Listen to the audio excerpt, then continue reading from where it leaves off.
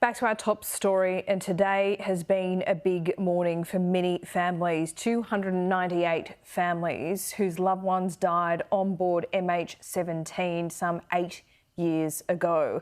3 men charged and sentenced for mass murder this morning. And joining me live is a former Foreign Affairs Minister, Julie Bishop. Thanks so much for your time. We heard this morning in a Dutch court overnight, I guess, some conclusion here, some mixed feelings, but how did you feel when you heard this sentence? This guilty verdict is significant progress in the long-running quest for justice and for answers on behalf of the families of those killed aboard MH17 almost 8.5 years ago.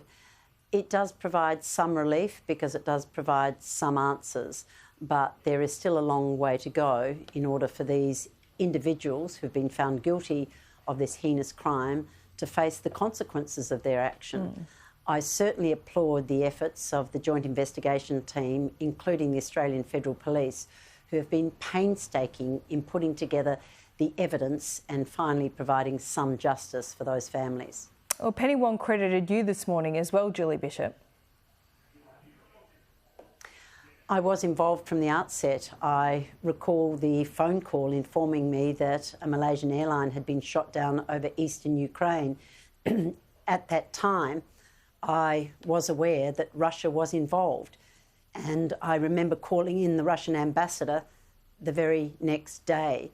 He denied any involvement, but he did note that it was a Buk surface-to-air missile that brought down the plane, information that we'd not previously had. So Russia should still be held to account. The men found guilty were serving members of the Russian military, and I and many others vowed that we would get justice for the families and that we would not rest until the bodies had been returned to Australia and a thorough investigation had taken place. That investigation has now concluded. There are guilty verdicts, but Russia still must admit its responsibility for this heinous crime. You've spoken to families a lot, to give you an understatement, this morning over the last couple of years. But one family that I thought of immediately this morning when I heard the verdict was the Maslin family. Have you spoken to them? How are they? I have been in contact with Ren, the father, and he just sent me a text back with lots of kisses. I'm thinking of them all. The Maslin family were in my former electorate and I became very close to them. They lost 3 beautiful children and the children's grandfather aboard that fateful flight. But there are so many families who've been grieving for such a long time.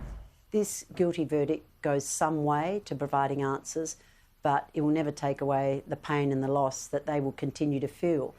And that's why Russia should be held to account for its actions in deploying a sophisticated military weapon into eastern Ukraine, and it was used to bring down a civilian aircraft. The consequences of this have been dramatic, profound, and we're still some way from getting absolute justice for the families. It was such a life-changing moment. I know for you as well, it kind of took away Australia's innocence. This faraway conflict was suddenly brought home to Australia. Is something that we didn't have anything to do with.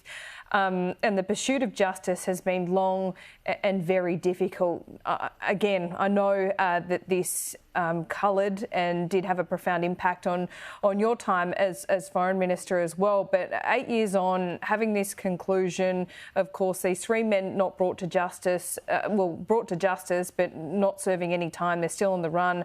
Russia so far refusing to hand them over. Is it over, really? Have we done all that we can, do you think? No, it's not over, and we must continue to maintain the pressure on Russia to hand over these citizens who've been found guilty. Russia cannot continue to hide behind lies and obfuscation. They've obstructed this investigation every step of the way, and it's time for Russia to be held to account. Also, we can now see that Russia had already invaded Ukraine. back in 2014. It just lied about it.